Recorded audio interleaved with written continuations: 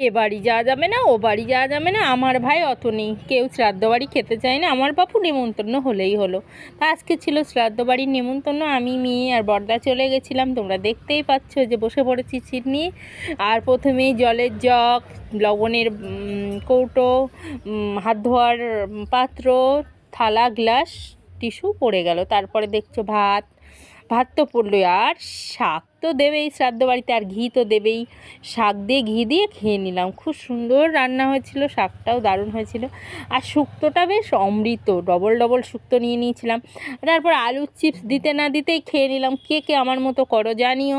আর লেবু দিয়ে তো ডাল খেতেই হবে, আহা কী স্বাদ ডালের, মাছের মুড়ো দিয়ে হাড় একটু চিবিয়ে। ভাত কিন্তু আমি একবারই নিয়েছি বাবু, আমার মেয়েও খাচ্ছে, দেখতেই পাচ্ছ তোমরা। আর আমাদের পাতে পড়ে গেল পাবদা। পাবদা আমার মেয়ে আবার মাছ ভক্ত না, তাই খাবে না।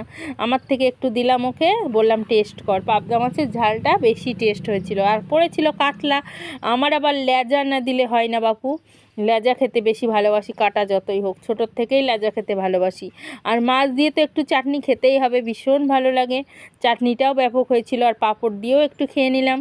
পড়ে গেল দই আর মিষ্টি, শেষ পাতে হজমোলাও আছে কিন্তু।